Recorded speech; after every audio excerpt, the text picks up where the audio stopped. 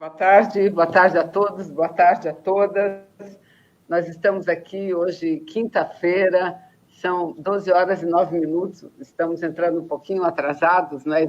E vocês estão vendo, ainda falta uma pessoa para entrar, que está lá resolvendo alguns problemas técnicos, que é o Lindbergh, mas já ele vai entrar, né? Estamos desde cedo aqui conversando e na exata hora da gente começar, ele teve um probleminha com a internet. Vocês estão vendo que o nosso convidado hoje é o Bruno Moretti.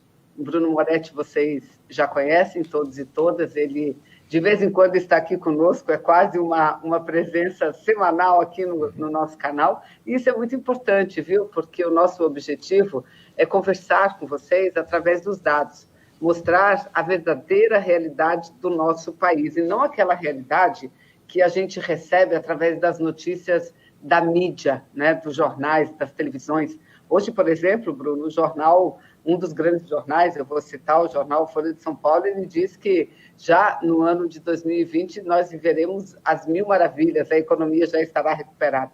Então, diferente disso, nós aqui no canal Esquerda, a gente discute a realidade, discute os números do país. E o Bruno está aqui, voltou aqui conosco para fazer esse debate. O debate sobre a economia brasileira, o debate sobre as propostas do governo Bolsonaro, em especial o pacote do Guedes. Aliás, a gente já discutiu isso, não é, Bruno? Só que nós discutimos assim no exato dia ou no dia seguinte em que o pacote foi lançado, né? Então, nós não dominávamos ainda todos os elementos dessa proposta do Paulo Guedes para a economia brasileira, que atinge todos e todas, atinge a trabalhadora, aquele que trabalha aquele que tem um negocinho próprio, o grande empresariado, ou seja, é um pacote que vai atingir a todos, não é? E, lamentavelmente, é um pacote que, na nossa avaliação, ele mais prejuízos trará do que benefícios à nossa economia, à população e ao próprio desenvolvimento. Mas, olha, Bruno, antes da gente começar, eu quero aqui registrar novamente, o Lindbergh já vai chegar aqui conosco, viu?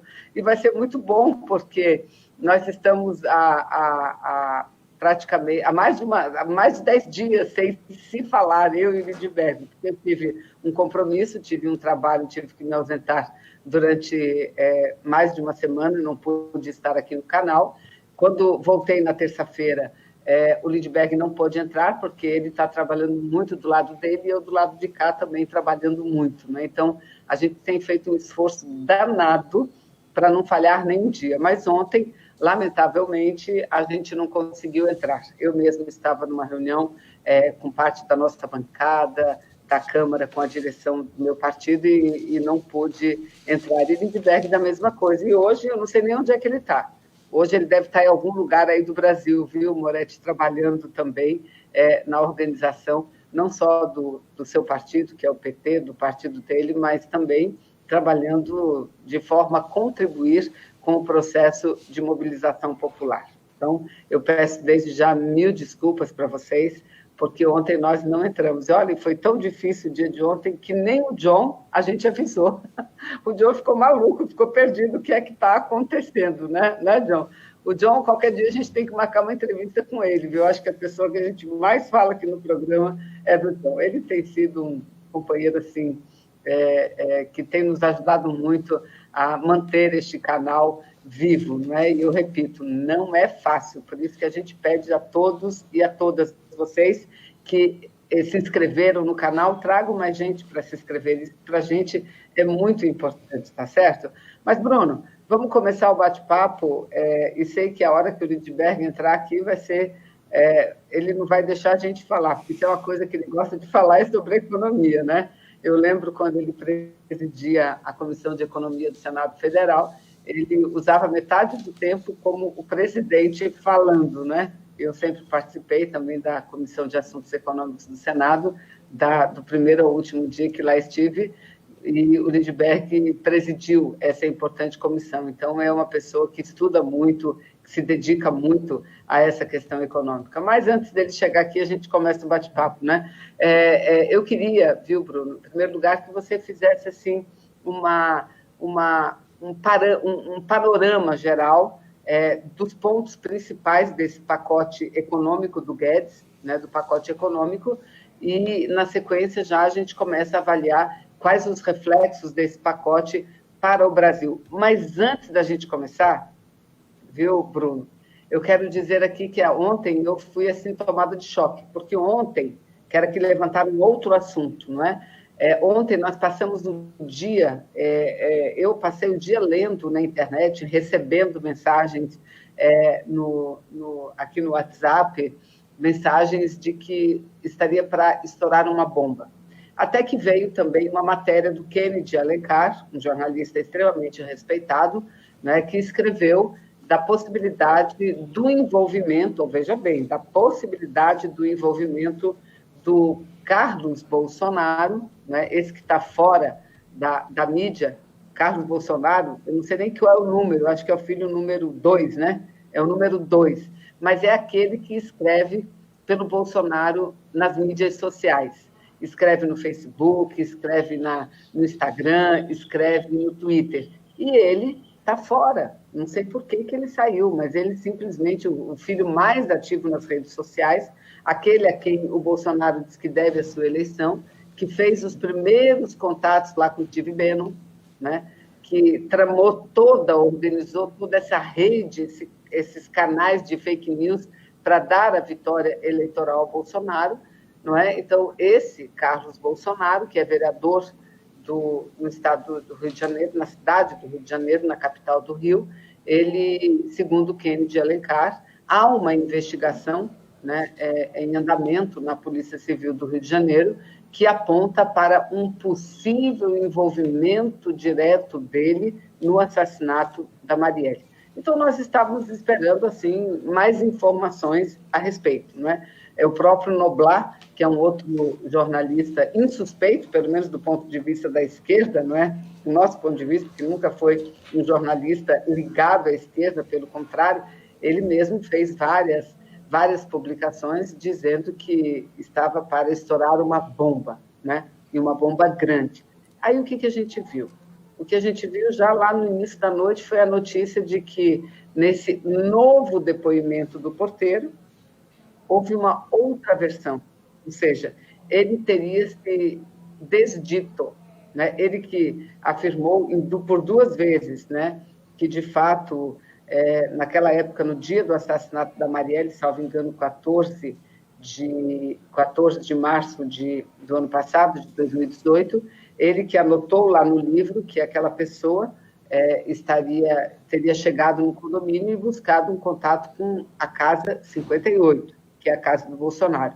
E quem teria atendido o telefone foi o seu Jair. Pois bem, ele havia confirmado isso por 2 vezes. Ontem, ele deu uma versão diferente, dizendo que ele errou, que ele ficou nervoso, que não era a casa 58, era a casa 66.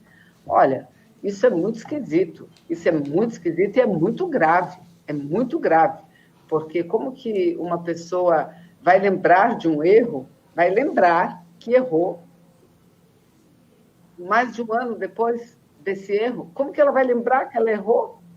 Então, eu errei, era 66 e na época não corrigiu o erro. O que foi isso? Né? Então, é uma coisa assim que ainda continua essa grande interrogação e a gente aguarda por novos esclarecimentos e novas informações. Né? É grave, não é, Bruno? Mas vamos lá começar pelo pacote do Guedes. Se você quiser falar sobre isso também, fique à vontade, é muito importante, Bruno.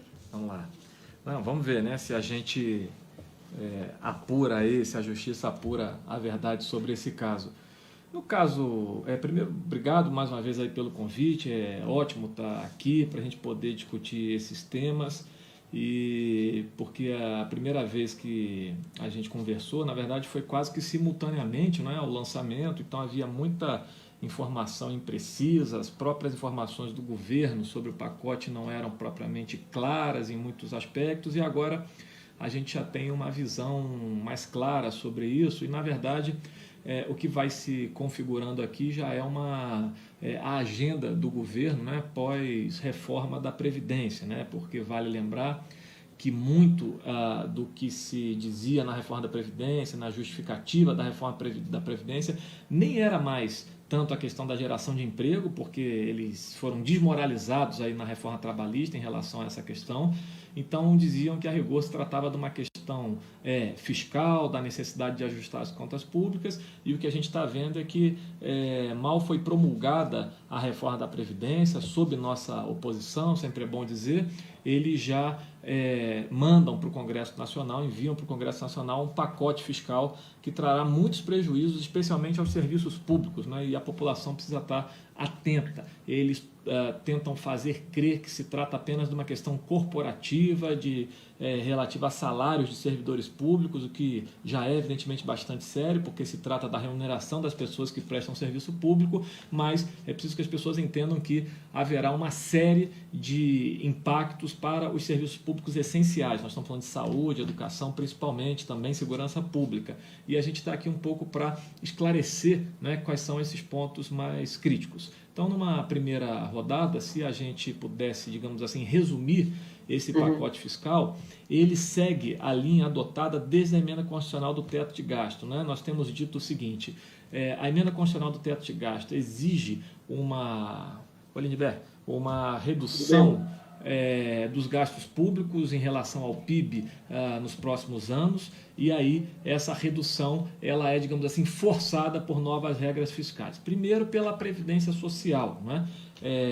Depois por esse pacote fiscal. E de que maneira esse pacote fiscal age? Ele basicamente cria gatilhos, né? Ele cria indicadores que, uma vez alcançados, autorizam os gestores públicos de todo o país, não só aqui do governo federal, a reduzir despesas que são essenciais para a população, né? A principal delas é essa redução de até 25% nos salários. Eu quero lembrar aqui, essa redução, ela não há nenhuma exceção na PEC, portanto, ela deverá se concentrar, inclusive, em servidores da educação, professores, em servidores da área de saúde, médicos, enfermeiros, enfermeiras, entre outros, técnicos de enfermagem, agentes comunitários de saúde, e também profissionais de segurança pública, né? Por exemplo, os policiais militares nos estados. E é claro, porque quando você autoriza a uma redução de até 25% na folha salarial dos estados e dos municípios, quem conhece a realidade da gestão pública nesses entes sabe que a maior parte da folha é concentrada nesses serviços públicos essenciais. Então, são de fato esses serviços que devem sofrer o impacto dessa redução. Então, a aposta aqui, de novo, é que a crise vai ser combatida com mais redução de gastos. Na verdade, o que eles fazem é criar indicadores, né, que justifiquem o ativamento desses gatilhos, ou seja, dessas medidas de exceção, essas medidas chamadas de emergência fiscal, que na verdade vão induzir uma completa reestruturação do Estado. Então, a rigor, a visão é aquela do Chile, né? É um país que presta poucos serviços públicos, onde tudo é pago pela população, onde não há direitos sociais garantidos e que não por acaso está em convulsão social neste momento. E aí aproveita-se, digamos assim, a construção desses indicadores para ativar esses gatilhos e autorizar a redução de serviços públicos de uma maneira estrutural, não só fazendo uma série de reduções como as salariais, não só proibindo a valorização real do salário mínimo para os próximos anos, mas também, por exemplo, fazendo uma desvinculação completa de receitas que estavam asseguradas para áreas como educação e saúde. E é isso que deverá ter um impacto muito grande, né, sobre as contas e sobre os serviços públicos dos estados e municípios. Então, a aposta é no aprofundamento da política que tem dado errado, que é a de reduzir mais gastos essenciais. Então, combinado a um mercado de trabalho que gera desemprego, você terá menos políticas sociais que formam uma espécie de salário indireto, porque afinal de contas as pessoas vão ao SUS, não conseguem pagar plano de saúde, procuram a educação pública, que é um direito, né, delas, e cada vez menos vão encontrar. Imagina uma redução de jornada de trabalho de até 25% nos profissionais de educação, e a gente vai ver o efeito que isso terá. Então, esses são os pontos principais para a gente começar aqui uma rodada geral, mas chamando a atenção que a filosofia disso, a lógica disso é o aprofundamento, mas agora não só como uma medida, digamos assim, de redução temporária, mas de reestruturação radical dos serviços públicos e do Estado daqui para frente, e a lógica é diminuir as despesas, no caso da União, para caber no teto de gasto. Essa realidade que está impulsionando, que está reduzindo os investimentos públicos e os gastos públicos e aprofundando a nossa crise. Lindy, seja bem-vindo, Lindbergh. Eu estou dizendo aqui, abri o programa dizendo que eu estava com saudade, que já tinha mais de 10 dias que nós não fazíamos o programa juntos, né, Lindbergh? E hoje eu tive problema de conexão, porque eu estou aqui, hoje está sendo a abertura da direção nacional do PT, Bruno Moretti. Amanhã começa o Congresso Nacional do PT, que vai eleger a nova direção. Ah, então você está em São Paulo. Cheguei em São Paulo e estava lá no evento. Chegou o Lula, chegou a Dilma, está presidente do partido Gleisi, e está tendo uma apresentação sobre cenários de eleições com Alberto Carlos Almeida, o Aragão vai falar. E eu saí, deixar para todo mundo, para vir fazer o programa e estava com problema de conexão. Vocês estavam discutindo a economia, é isso? Isso, ele está apresentando, viu, as linhas gerais, Lindbergh, desse pacote do Guedes, porque quando o Moretti esteve aqui, falamos sobre isso, só que o pacote tinha sido recém-lançado e nós não dominávamos todos os elementos. Então, hoje, ele está fazendo esse apanhado mais geral para que as pessoas entendam perfeitamente qual é o rumo que esse governo Bolsonaro está levando o nosso país e quais os reflexos que isso vai causar para a nossa gente. E a gente disse, viu, Lindbergh, que depois que você chegasse aqui, eu mesmo não ia mais ter espaço para falar. Porque se tem uma coisa que você gosta de falar é sobre economia, né, Lindbergh? E a gente vai falar sobre economia, eu acho que esse tema é importante, viu, Bruno? Inclusive, depois da privatização da BR, você está vendo, eles estão forçando os trabalhadores a ter um plano de demissão, senão vai ter uma redução de salário de 30% a 40%. É isso ou rua, né? Hein? É aceitar isso ou rua, né? Ou aceita isso ou rua. Ou demissão. Um plano de demissão voluntária. Isso vai acontecer com tudo que é estatal. Importante que vai ser privatizada, entendeu? Agora, antes de entrar nisso, Vanessa, voltar para a economia, eu fui dar uma olhada aqui no Superchat. Está todo mundo só falando da mudança do depoimento do porteiro, lá da casa do Bolsonaro, todo mundo falando do Carluxo. Tem uma linha de investigação que associa diretamente o tal do Carluxo com o assassinato. A relação dele com o Rony Lessa. Então, esse é um assunto que está quente aqui também. Ao final, a gente tem que voltar nele, viu? Porque nós abri falando nisso também, viu? Isso é muito grave. Estranho, né? Esse porteiro, o problema também, você veja a imprensa. Né? Uma imprensa está cooptada e tem outra parte amedrontada. Um personagem como esse, desde o começo, era para ter tido investigação, a imprensa ter ido lá. Mas não, o porteiro sumiu. Aí muda o depoimento. O porteiro deve ter pensado, eu não sou louco. Ele mora numa região de milicianos. Teve pressão aí, entendeu? Ele disse que anotou errado. Estava escrito a casa, o número da casa do Bolsonaro. Como é que ele anotou errado? Depois de tanto tempo, ele dizia, eu anotei errado. Então está na cara aí que houve pressão. Claro. E a gente vai ter que, no final, voltar a falar sobre isso. Mas vamos, eu não quero tirar o debate dos trilhos aí, nós estamos discutindo a economia. Recomeça aí, Vanessa, porque você que estava acompanhando. Não, veja, Lindbergh, o Bruno está colocando aqui as linhas gerais, porque, na realidade, esse pacote do Moro não é um pacote temporal, nem temporário, é um pacote permanente que muda a estrutura do Estado, além de criar os elementos para reduzir a participação do Estado na economia, ou seja, para garantir a aplicação da Emenda Constitucional 95, né? Ou seja, o teto de gastos. O Estado ele não é para arrecadar e não é para gastar. O Estado, segundo a visão dos neoliberais, é apenas para regular a economia, atuando apenas naquelas áreas que ele considera as áreas típicas de Estado, ou seja, a polícia, a magistratura, os juízes e tudo mais, não é? Então, o Bruno estava colocando isso, Lindbergh, esses gatilhos que eles colocam para garantir a aplicação o cumprimento da lei, a possibilidade de diminuir indiscriminadamente até 25% do salário dos servidores, né? O corte que ele pode fazer em várias áreas, enfim, ele colocou assim as questões gerais. Eu acho que nos cabe agora, e a você, Lindbergh, a gente explorar o que é que isso vai trazer para o Brasil. Isso vai melhorar a vida do povo? Isso vai fazer com que a nossa economia decole? Com que empregos sejam gerados? Será que vai?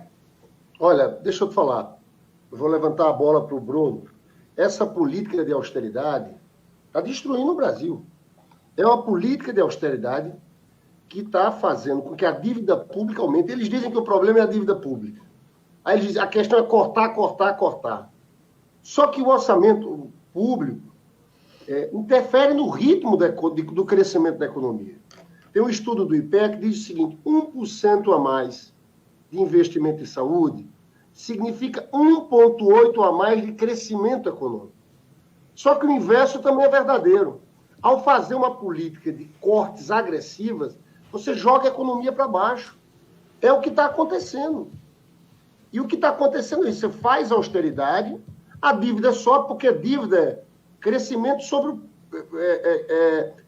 crescimento sobre a dívida sobre o PIB, né? Sobre o crescimento do PIB. Então, como a economia cresce pouco, aí ele corta mais, aí piora a situação da economia. Então, essa é uma situação absurda. Nós estamos aqui no Brasil, é um mito a essa política de austeridade, uma defesa por parte dessa imprensa toda. E eu queria perguntar para o Bruno se ele vê perspectiva para o Brasil crescer com essa política. Porque eu estou lendo os jornais, hoje eu vi ali nos jornais aqui para São Paulo, e eles estão numa torcida muito grande, né? Eles ficam torcendo, agora vai, nós vamos melhorar agora por causa do consumo das famílias. A linha dos jornais era essa hoje. Esse ano a previsão é de crescimento algo em torno de 0,8%, né, Bruno? Por cento, ou seja, estagnação. Se o aumento da população é mais ou menos esse, é crescimento per capita praticamente zero. Perfeito. E eles estão prevendo um crescimento de 2% no próximo ano. Eu acho difícil, porque pelo lado da demanda, quando você vai ver investimento, nós estamos no pior cenário dos últimos 50 anos. Gastos do governo, também é outro ponto importante pelo lado da demanda. Tem essa política de austeridade aí maluca. E o consumo das famílias, que hoje tem uma importância de mais de 60% do PIB, para mim continua deprimido e a reforma da Previdência vai agravar. Eu queria, Bruno, que você falasse um pouco. Há espaço para esse crescimento que eles estão falando, essa recuperação que eles estão falando agora? Essa matéria da Folha, que a gente já comentou aqui, que fala da recuperação do consumo, né, ela, na verdade, tem um tom assim, de torcida muito grande.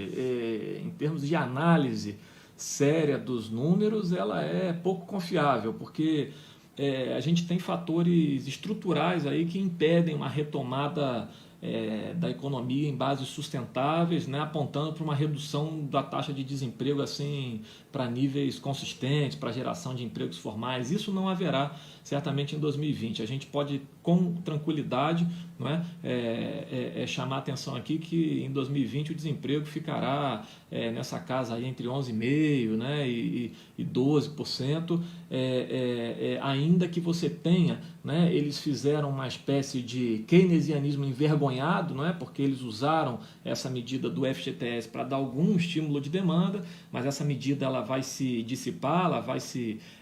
como foi lá na época do governo Temer, inclusive, né? Porque ela não é uma medida estrutural, e é claro que a redução da taxa Selic de alguma maneira tem algum impacto sobre o consumo, mas a verdade é que o desemprego que seguirá elevado certamente até o final de 2020, o elevadíssimo endividamento das famílias, eles não têm nenhum projeto, né? Nós já defendemos aqui, já apresentamos projetos para renegociação da dívida das famílias, por exemplo, mediante a redução do compulsório dos bancos, eles não têm proposta nenhuma para resolver esses problemas estruturais. Sobre isso, Bruno, ontem eu vi uma matéria nos jornais da ida do presidente do Banco Central na Comissão de Assuntos Econômicos do Senado. Ele dizia que vai ter um mutirão de bancos públicos e privados para a renegociação das dívidas.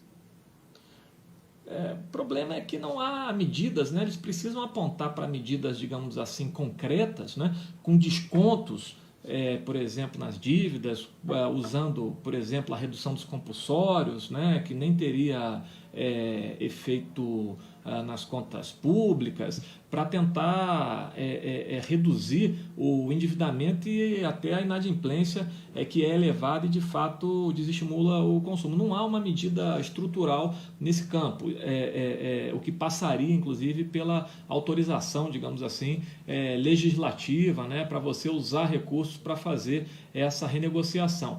Do mesmo jeito, como eu estava dizendo antes, o desemprego muito elevado e seguirá muito elevado em 2020, associado à geração de ocupação basicamente informal, né, 40% mais ou menos da mão de obra hoje conta própria ou empregados sem carteira de trabalho, colocando esses trabalhadores num cenário de incerteza muito grande. E o que a gente estava comentando antes sobre o pacote, né, do Paulo Guedes, é que como ele pressiona ainda mais serviços públicos, que na verdade equivalem a um salário indireto, a pessoa vai procurar o SUS, vai procurar a educação para a prestação de serviços públicos, né, você afeta a vida das pessoas pelos dois lados, né, pelo alto, elevado desemprego no mercado de trabalho, pela precarização do mercado de trabalho e, por outro lado, com a redução dos serviços públicos. A gente já falou aqui no caso da União, por exemplo, os recursos do SUS caem 10 bilhões ano que vem por conta do congelamento dos valores mínimos obrigatórios,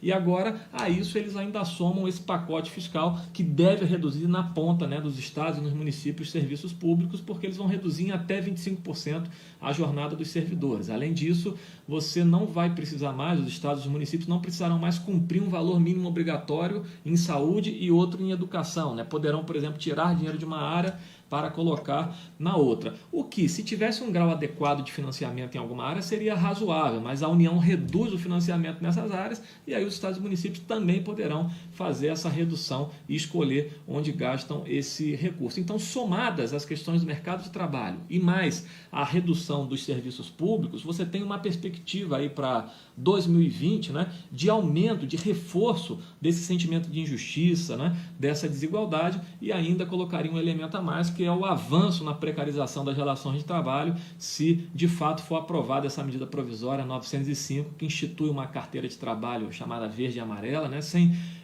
com redução de encargos para as empresas, e pasmem, né, eu acho que ninguém conseguiria prever uma medida com tamanho grau de perversidade contra os mais pobres. Quem for atrás do seguro-desemprego a partir daqui pagará contribuição previdenciária sobre o seguro-desemprego. É incrível como a chamada crise fiscal, como eles gostam de dizer, é colocada exclusivamente na conta dos mais pobres, ao mesmo tempo em que eles desoneram as empresas. Esse caminho é o caminho, por exemplo, que levou o Chile... Isso é o imposto sobre a grande pobreza. É o imposto sobre a grande pobreza, né? Grandes fortunas, o imposto sobre a grande pobreza. Ter coragem de cobrar de seguro-desemprego, pelo amor de Deus. Você está sem som. Nessa mesma medida provisória 905, além dele estabelecer a tributação para o pobre, você veja, é mais do que pobre, é a pessoa que está desempregada e que recorreu ao seguro-desemprego. O seguro-desemprego são 4 meses, não é, Bruno? 4 meses. Aí ele será taxado. E, na mesma medida, o que ele faz? Ele tira, Lindbergh, ele acaba com a multa de 10% do empresário que demite sem justa causa. Ele acaba com essa multa, não é? Ou seja, é uma coisa assim impressionante, é uma coisa impressionante. E os jovens, aquilo que ele chama de incentivo ao emprego para o jovem, ele desonera, mas desonera na parte do empregador, que não vai precisar pagar a previdência. E aí são vários problemas numa única medida.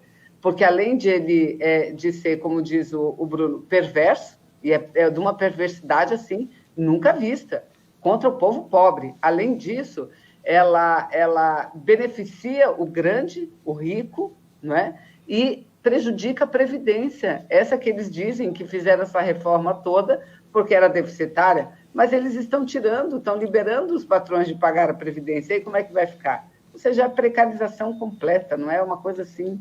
de doer o coração. E nesse quadro, o Lindbergh já chamou a atenção, mas é importante frisar, nós até conseguimos uma vitória parcial aqui essa semana no Senado em relação aos valores ao cálculo do valor das aposentadorias, mas ainda depende de uma aprovação na Câmara, na chamada PEC paralela. Mas a verdade é que a reforma da Previdência que foi promulgada, né, ela tem um impacto aí que pode, por exemplo, no caso de um pensionista, reduzir em 50% o valor do benefício que ele receberia, né? A gente estima que vai ser mais frequente aí uma redução de pelo menos 40%, de até 40% no valor das aposentadorias.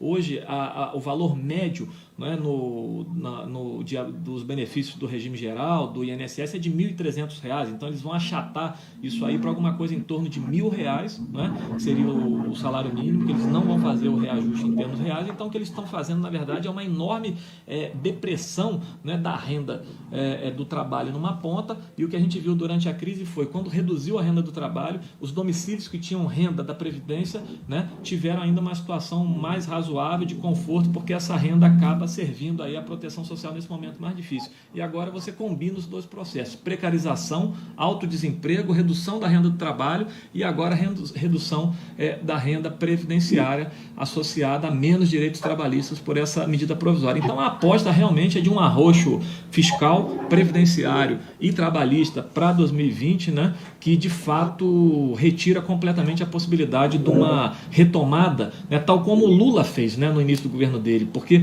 o início do governo Lula foi uma retomada pelo consumo, que logo em seguida virou ampliação do investimento, porque os empresários tinham perspectiva de vender, né? E agora você tem, na verdade, a combinação de fatores que vão deprimindo o consumo, porque tiram renda das famílias, e ao mesmo tempo os investimentos estão em um nível ridículo, né? Menos de 20 bilhões é o que o orçamento programa ano que vem. A propósito, Minha Casa Minha Vida também, que tem menos de 3 bilhões de orçamento para o ano que vem, esta PEC, este pacote fiscal do Paulo Guedes, uma vez ativados os gatilhos, fica proibido você ampliar os subsídios aí para a população mais pobre ter acesso à casa própria. Só um dadinho a mais, você disse que são 3 bilhões, a previsão é para investimento no programa Minha Casa Minha Vida ano que vem. Até menos, 2.700 mais ou menos. 2.700. Qual chegou a ser o investimento nesse setor? O investimento chegou a uns 15 bilhões, 14, 15 bilhões, né? Olha só, olha o impacto, Lindbergh, que isso vai causar na vida das pessoas. Eles estão acabando com esse programa. Sem falar que aquela faixa primeira, mais necessitada, essa já está quase que praticamente excluída do programa, né? Exatamente. E esses seriam os fatores, né, para a retomada da economia, para a retomada do investimento. E, por exemplo, a construção civil, que perdeu quase 1 milhão de empregos aí durante a crise, ela tem alguns indicadores aí que sinalizam alguma retomada, mas basicamente baseado fundamentado em empréstimos para a classe média. A verdade é que os mais pobres, como dependem dos subsídios que estariam no orçamento, essas regras fiscais estão rigorosamente impedindo, né, que o Minha Casa Minha Vida para a faixa mais pobre, para a faixa 1, seja executado. Isso, somado à redução dos investimentos, é que está sendo crucial para manter a taxa de investimento da economia brasileira num patamar muito baixo, né? A fórmula, como a gente estava dizendo antes, está dada já desde o governo Lula, né? Investimento, né? Fazer o pobre caber no orçamento, ampliação da renda via aumento do salário mínimo, via Bolsa Família, e isso a seguir estimula o investimento, né? O governo Lula foi um governo em que você teve ampliação do consumo, o que estimulou o investimento, levou o investimento para taxas elevadíssimas. E é essa perspectiva que eles estão cortando com o aprofundamento desse pacote fiscal do Paulo Guedes, que terá efeitos econômicos, porque deprime a economia, e efeitos sociais, porque afeta os serviços públicos essenciais, como saúde, educação e segurança. Ô Bruno, na verdade a gente pode dizer que a gente tem uma política oposta do Lula. Eles estão fazendo justamente o oposto do que deu certo ali no Lula. Exato. Lula colocou a economia para rodar quando cuidou dos mais pobres, com vários programas sociais que funcionam, como você falou, numa espécie de salário indireto para o trabalhador, que se investe em educação, que se investe em saúde, programas de moradia, políticas sociais, o que foi o Bolsa Família, e o aumento do salário mínimo, né? Que o aumento do salário mínimo dos governos do PT foi 77% acima da inflação. Vale dizer que, eu sempre repito isso, o estudo do IPEA, que ao tentar entender as motivações da criação daquele grande mercado de consumo de massas no governo do presidente Lula, que milhões de pessoas foram incluídas, eles destacaram que a coisa mais importante foi o impacto do salário mínimo na Previdência Social. Era aquele dinheiro que chegava na aposentada, Vanessa, na cidade pequena, no interior, e aquilo movimentava a economia. Então, o impacto do salário mínimo entre os trabalhadores formais foi grande, mas o mais forte foi o impacto do salário mínimo na Previdência.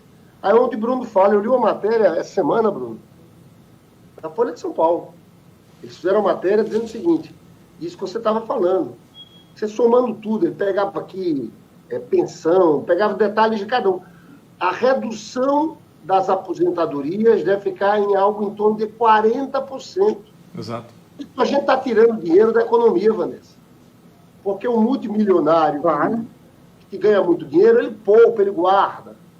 Mas uma pessoa que recebe R$ 1.400, que é a média que o Bruno falou, ela gasta todo. É aquele aposentado que tem neto, que compra alguma coisa para o neto, compra a questão escolar para os netos, ela vai à farmácia, que é pessoa idosa, compra muito remédio. Ou seja, o dinheiro está circulando. Então, nós estamos tirando esse dinheiro da economia.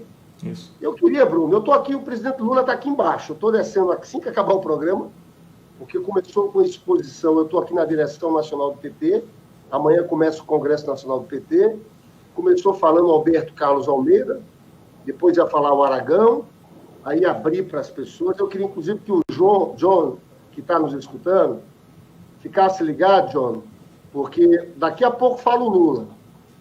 E eu queria que você colocasse o link da fala do Lula direto, ao vivo. Maravilha. No YouTube à esquerda. Né? E eu queria que o Bruno falasse... E olha aí, ó, vamos fazer o seguinte, vamos colocar os nossos canais, que ele também tem esse controle, ele consegue fazer isso. Facebook para divulgar, viu, John? Pode colocar aí. Não sei se o João está nos escutando. Ele está. Tá?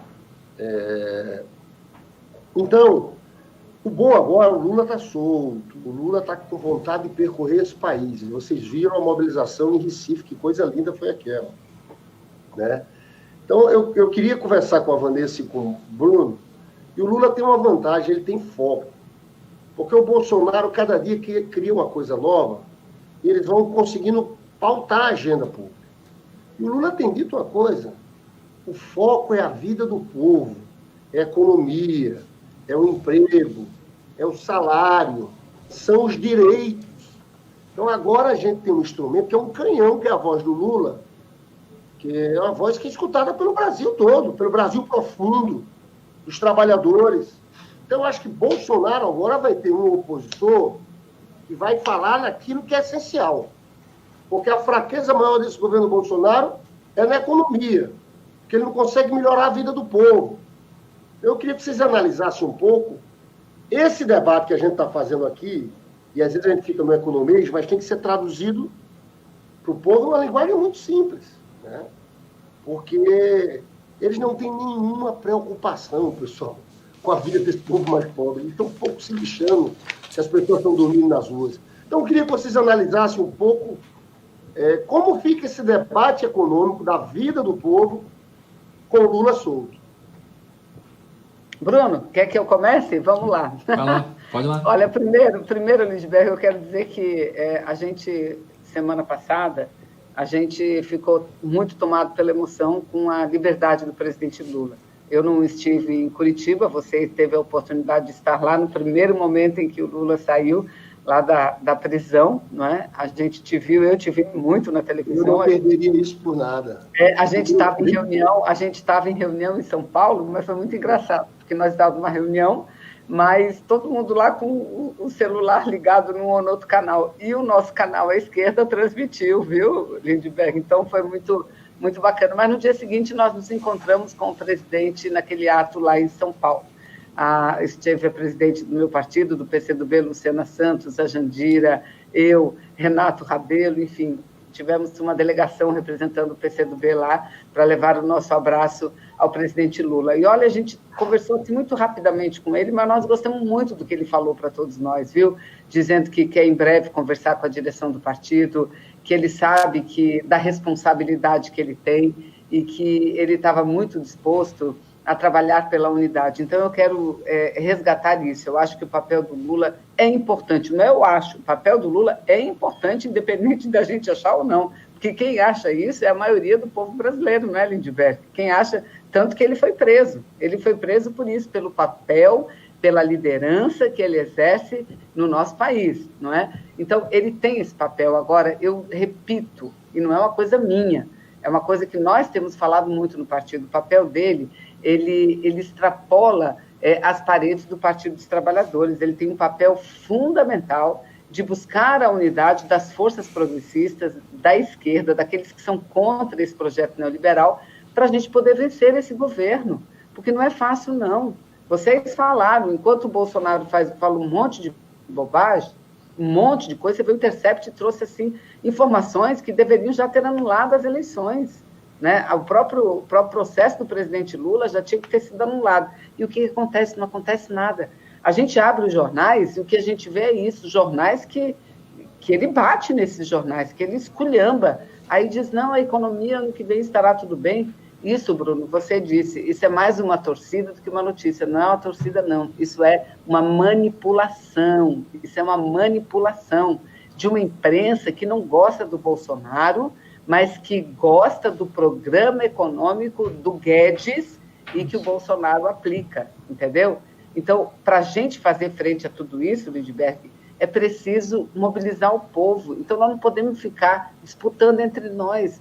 Quem vai ser candidato a prefeito na cidade tal, ano que vem? Isso, acho que o tempo vai mostrar o que a gente precisa discutir agora, o que o presidente precisa discutir. O presidente, que tem a maior autoridade para isso, é essa necessidade de haver uma unidade, uma mobilização, para que a gente possa desmascarar e derrotar esse governo Bolsonaro. Então, acho que a liberdade dele muda muita coisa, mas vai mudar mais ainda se o presidente Lula, na minha opinião, na nossa opinião do PCdoB, agir dessa forma, né? Na forma de buscar todos, colocar todos assim, embaixo de um guarda-chuva e vamos de mão dadas, vamos abraçados, porque a gente já tem uma situação difícil, separado, né? Junto, imagina, separado e brigando um com o outro. A hora, nosso inimigo tem nome, tem endereço, como eu te disse, tem CPF, tem RG. É o Bolsonaro, é o Paulo Guedes, é esse projeto neoliberal que destrói não só a vida do povo, mas o nosso país. Bora, Bruno? Ele está falando, acho que está sem som. Não, você... Desculpa. Antes de passar para o Bruno, Vanessa, só agradecer a Marta Costa, o Marlon de Souza, vou ler um artigo que ele mandou para mim, a Glai Lúcia, o Pécio Leandro está sempre perguntando aqui se o Lula está sendo bem recepcionado quando vai nas cidades. Olha, é uma loucura quando o Lula chega, né? Até porque as pessoas estão muito emocionadas, Bruno. Onde anda o Lula, quando falam com o Lula. Vocês viram em Recife alguma vez, né? Salvador foi a mesma coisa, né? O ato em São Bernardo do Campo estava lindíssimo também. E agora vamos ver. O Lula está bem, né, Lindbergh? E o Lula está assim, com uma paciência. O Lula está assim... Ele transcende, assim... Olha, Bruno... Esperança dos olhos. Para passar para o Bruno, eu tive a oportunidade, terça-feira aqui, ter uma reunião eu com ele, sozinho. Fiquei uma hora conversando com ele. O Lula está transpirando sabedoria. Sabia? Esse período que ele teve nesse cárcere injusto, ele leu muito, mas eu acho que ele resolveu problemas também. Ele está com a cabeça boa, generosa. Isso. Ele está calmo, tranquilo. Alguém para ter aquela luz que ele está tendo, só estando muito bem resolvido, viu, Fernando? A pessoa que não está... Eu acho que se ele tinha alguns problemas para resolver, eu acho que ele resolveu porque ele está ótimo. Olha, é um Lula de 74 anos que eu acho é o seguinte, viu? Que tem aí até 90 anos com a capacidade intelectual, ele está se preparando, ele está fazendo ginástica, ele está estudando. Então, ele nem é aqueles 74 anos acabado. É uns 74 anos cheio de vigor. Né? Então, isso é muito importante para a gente. Tem algumas figuras que têm um papel na história. Eu falava, inclusive, muito aqui, Bruno, sobre a polêmica, se o Evo Morales agiu certo ou não, sair.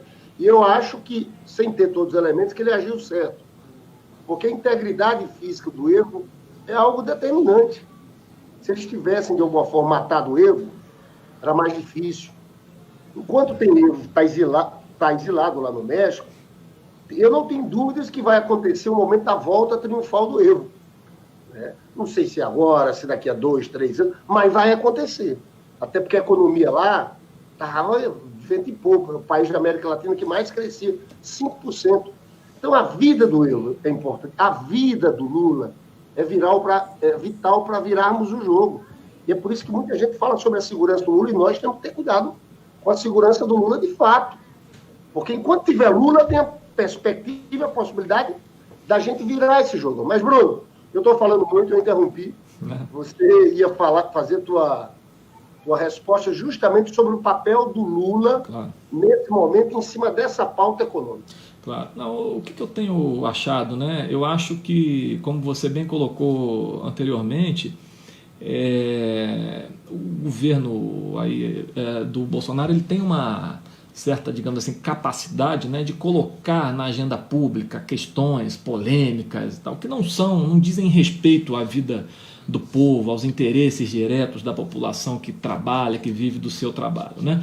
Inclusive, se a gente recua um pouco no tempo, acho que assim, hoje já dá para não ter nenhuma dúvida, né, que toda a pirotecnia da Operação Lava Jato construiu aí uma imagem de que a vida das pessoas estava pior, de que tudo de mal que acontecia na vida de qualquer pessoa se devia à corrupção, a um projeto, digamos assim, construído, pensado de corrupção, e hoje a gente já sabe, inclusive com as mensagens, com o papel do Intercept, que tudo isso foi, digamos assim, devidamente construído, planejado, né? E aí se venderam como antissistema, políticas antissistema. Essa semana eu dei, semana passada, uma aula em que eu falava desse, digamos, paradoxo, que é assim, quem se vendeu como antissistema, né, na medida em que construiu a imagem de que o sistema era corrupto, contrário à população e tal, é aquele governo, esse conjunto de forças políticas que está implementando a política, digamos assim, mais sistêmica num país de herança escravocrata como o Brasil, que é a exclusão sistemática do povo. E o ponto central agora, e eu acho que com o presidente Lula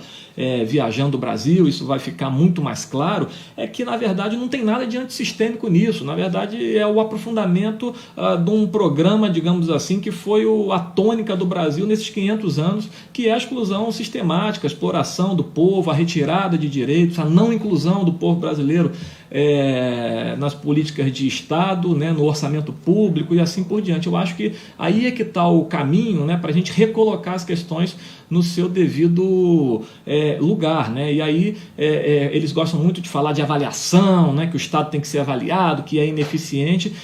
Há anos que essa política de austeridade já está aí, há uns 5 anos pelo menos, eles estão aprofundando uma política que a gente olha para os dados concretos da PNAD, por exemplo, o rendimento médio real, ou seja, quantas pessoas em média ganham, diminuiu, né? A taxa de desemprego é mais ou menos o dobro da taxa de desemprego de há 6, 7 anos atrás, né? Eles não conseguiram sequer, né, superar os patamares do auge da crise em termos de desemprego em 2016. Então, além disso, todas as reduções aí de direitos, seja na área trabalhista como na área das políticas sociais. Então, eu acho que o ponto agora é entender que antissistêmico, não é um conjunto de políticas como as adotadas lá no governo Lula, que de fato incluíam, né, a população, o povo no orçamento para resolver problemas muito concretos, né? Ele já tem consigo, já tem em 2019, né, índices econômicos e sociais que mostram o fracasso desse programa que eles querem aprofundar. O ponto está aí, é demonstrar que esse programa é nocivo ao interesse das pessoas comuns, das pessoas que trabalham,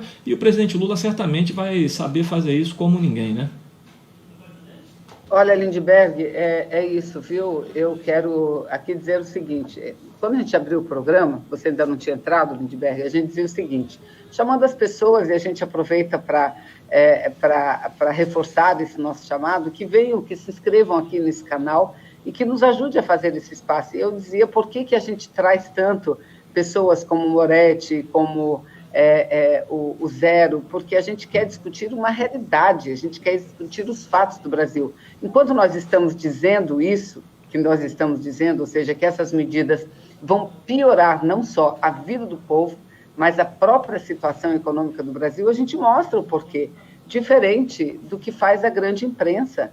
A grande imprensa, ela diz, olha, que maravilha, ano que vem vai estar tudo bem, aprovem a reforma trabalhista, porque ela vai trazer os empregos. Que emprego trouxe que nada? só trouxe precariedade, não é? E o que nós tivemos no lugar do emprego foi mais desemprego ainda.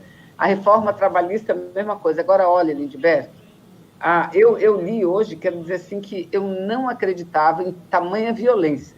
Ontem foi comemorado o Dia da Consciência Negra.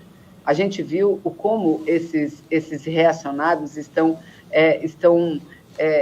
como eles estão se sentindo seguros para cometer crimes. Você vê aquele deputado, Lindbergh, que quebrou aquela placa, uma placa que mostrava como os negros são as maiores vítimas da violência policial, quebrou. Agora, por que ele faz isso? Porque o cara que quebrou a placa da Marielle lá no Rio de Janeiro, ele foi recompensado com a eleição para deputado federal, né? E hoje, o que diz o jornal Folha de São Paulo? Numa atitude discriminatória, porque, olha aqui, o primeiro editorial deles, bancada do atraso. Quem é a bancada do atraso? A esquerda. E quem da esquerda? A esquerda do norte e do nordeste. Aí o que diz o editorial, Lindbergh? Dizendo que essa bancada do atraso é essa esquerda que está travando a nova lei do saneamento, que nada mais é do que a tentativa de privatizar o saneamento básico. E diz o seguinte, eu vou ler, Lindbergh, porque isso aí é uma punhalada, assim, uma punhalada no povo mais pobre e na gente do nosso... Me permite uma coisa, é que são 13 horas, Bruno, e o Lula vai falar daqui a pouco. Você vai ler, mas eu vou sair agora, tá? Reforça com o John a coisa dele entrar com o discurso do Lula. Não, Lindbergh, falta um minutinho para acabar, eu não vou ler o editorial, eu vou ler, assim, uma partezinha muito pequena. Ele diz o seguinte, acrescente-se a essa parcela mais retrógrada da esquerda, que insiste em classificar qualquer abertura como privatização desumana. Escoram-se, para tanto, na tese enganosa de que regiões menos desenvolvidas ficarão abandonadas por serem pouco rentáveis. Isso não é uma tese, isso é uma realidade. E eu sempre dou exemplo aqui, não é, Lindbergh? A gente tem falado muito nisso. O mundo inteiro está reestatizando principalmente esse setor. A Europa reestatizando por quê? Porque a iniciativa privada não quer saber de atender o povo. A minha cidade de Manaus, Lindbergh, é a que primeiro privatizou o serviço. E depois... Até porque vira monopólio, Vanessa. Vira monopólio. E depois, privado, depois da metade da população ficar sem água, quem é que foi investir? O governo federal, do presidente Lula, diga-se de passagem, porque a empresa não investiu um centavo, Lindbergh. Foi o presidente Lula, recurso do governo federal, e eles só entram para cobrar a conta. Então, é assim, sabe, é contra isso tudo que a gente tem que lutar, e é contra isso tudo que bom, agora a gente tem o Lula entre nós para lutar também contra isso, né? Pessoal, Bruno, muito obrigado, Bruno. Valeu, gente, vamos lá. Eu vou aqui só, Vanessa, me faz um favor. Amanhã pode deixar. Diga. Amanhã quem vem aqui é o Valério Arcari. Valério Arcari é um grande intelectual, ele hoje está no PSOL, eles têm um grupo lá que chama Resistência, e é uma figura, vocês vão perceber aqui, nós vamos ter um debate sobre estratégia, para onde vai a esquerda. Eu queria, se você pudesse pedir para o John fazer um cardzinho, sim, botar já, pode deixar. No Face, tá bom? Beleza. Valeu, pessoal. Vou escutar o Lula aqui agora, em São Paulo. Vai ser transmitido aqui. Valeu. O curso histórico do Lula, que ele está preparando, uma fala de amanhã. Amanhã a abertura vai ser na Praça da República, Lindbergh, do Congresso. Vai ser na Praça da República, só que a previsão aqui é de tempestade, pancada de chuva forte. Aí jogou para dentro da Casa de Portugal, que é um lugar, vai ficar muita gente. Pequeno. No máximo 2.000 pessoas lá dentro. E o Lula estava doido. Essa coisa de fazer na Praça da República era a decisão do Lula. Só que, contra a meteorologia, não dá para organizar assim. Fala que ele está pensando, está preparando. Vai ser a primeira fala estruturada dele. Ele falou muito improviso e falou muito bem. Né? E falou muito bem. Mas essa vai ser a primeira fala estruturada dele.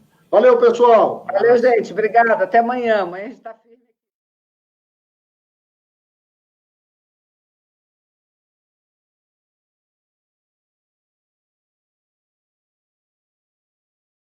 Ótimo. Que Gustavo não resolve, né? Boa tarde. Estamos começando mais um programa no canal À Esquerda. esse bate-papo do meio-dia. Hoje o nosso convidado é Breno Altman. Breno Altman, toda vez que vem aqui, tem